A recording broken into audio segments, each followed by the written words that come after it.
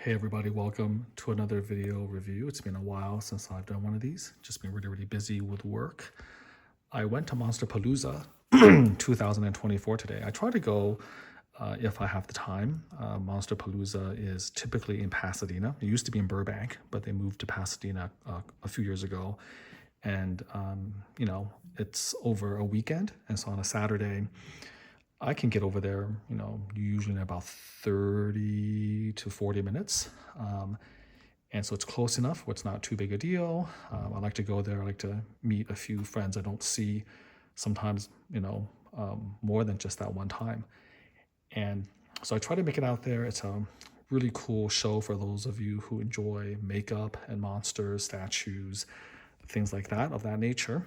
And when I go, I always go to the museum where they have kind of the most amazing sort of highlights, life-size, silicon, just really cool works of art from different creators, both the old guard and some of the new up-and-comers. And then, of course, in the exhibit hall, they have, literally over 100, probably closer to 200 different exhibitors kind of showcasing their wares, their talent, their stuff.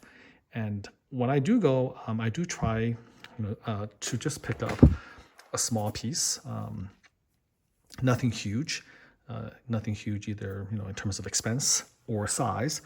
I like to pick up a little something just to kind of commemorate my visit. And one of the things that I really enjoy the most about Monsterpalooza and also conventions kind of like that is that you get a chance to sort of meet the artist, chat with them a little bit.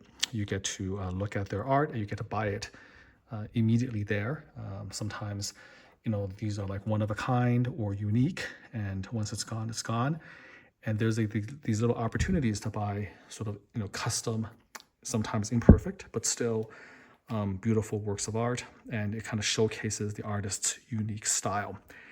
And so last year, I got a Predalien bust from Akihito.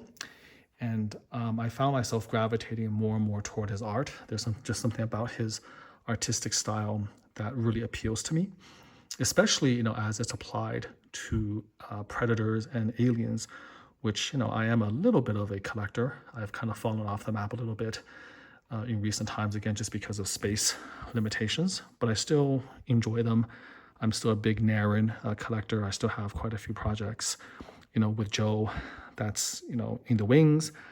But, the huge one-to-one busts I haven't done or bought as much of. The gigantic, for instance, statues from Prime 1, I'm kind of basically spaced out. So I really kind of love Akihito's particular unique style. This is, of course, nowhere near movie accurate. We're not talking about movie accurate maquettes or anything like that, like say from ADI or Stan Winston in the past. We're just talking about like a subject matter, a monster, a creature, like an alien or a predator, and then seeing sort of the artist's unique interpretation of it. And I buy it for that unique interpretation. Just like a couple years ago, I got this little nice, bust of a predator that Casey Love did, and then Joe painted. So last year was the Predalien bust from Akihito, and then this year I went and this piece just really caught my eye. I loved the flowing design of the base, just again very unique. And then I was quite taken with just sort of the expression of the alien itself. And I don't really follow Akihito on Facebook or Instagram. I don't have an Instagram account, if I do, I don't really use it, and maybe I should, because I think this is a piece that's maybe not that new, but it was new to me, and I was quite taken with it. This is supposed to be a dog alien, and so again, it's not really, a dog alien that I'm used to, but I looked at it, I really liked it, and it was the last one. Apparently this was painted by Akihito himself, and so I couldn't resist, and I just bought it as my 2024 Monsterpalooza purchase, the one purchase I bought for myself. And so I wanted to review it.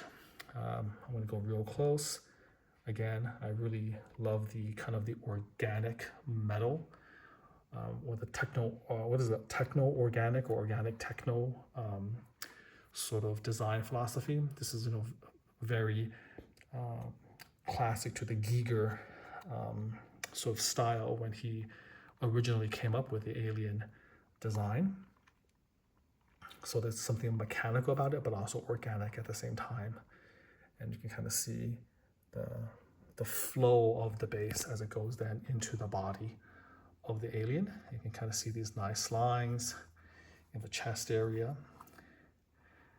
And then here you can see the tubes. Again, none of it is exactly a dog alien, but it's like Akihito's particular twist on it, which I quite enjoy. And then here's, the dome, and then the tubing on the side. And then one of the kind of the cool things is that most of the time you see these aliens with the jaw open and the inner tongue sticking out, which is cool and all, but here we don't have that. It's a more simple sculpt, as you can see, and you can look at it from the front and the side. It's like a very sort of human-like lip.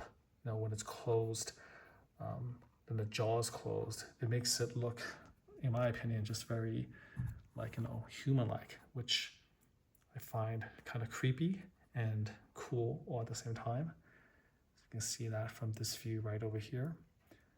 And again, this is, a little bit unusual. Most of the time, they take advantage of the mouth, kind of gaping wide open. You can see that the dome is very dark, so you can't see the skull underneath, which is reminiscent of the dog. You can see all of the sculptural details. Kind of enjoying all of that, all the different ridges. It's a pretty hefty piece. It's not that small, and I think it's at least 5 pounds. So it's a decent amount of weight.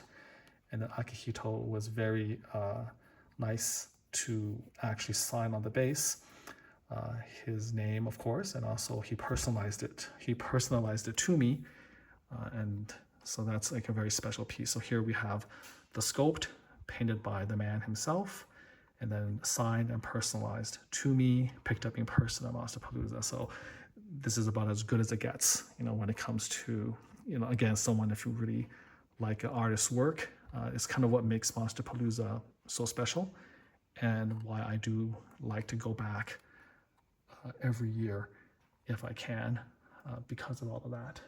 So just really, really pleased and happy with this. This is the kind of the, first new collectible I've gotten from there in a while. And this goes back to my old roots. I've been collecting a lot more silicon stuff, J&D stuff. I'm trying to sell a few things to create room. But this is sort of, reminds me again why I love Alien and Predator so much, and also why I enjoy so much, these different interpretations. So just kind of getting close up, showcasing again the beautiful design aesthetic and the curves and the lines of this piece, and sort of, his interpretation, the closed mouth, almost like a little smile right over here. Again, it's a pretty simple paint job, nothing too flashy. You can see kind of the clear dome, but it works for this. It almost feels like a bronze piece, like a faux bronze piece, very classy in its own right. So I hope you enjoyed that. This is, again, a little video commemorating my, little score at Monsterpalooza from the great Akihito dog alien bust. Thanks for watching. Until next time, do take care.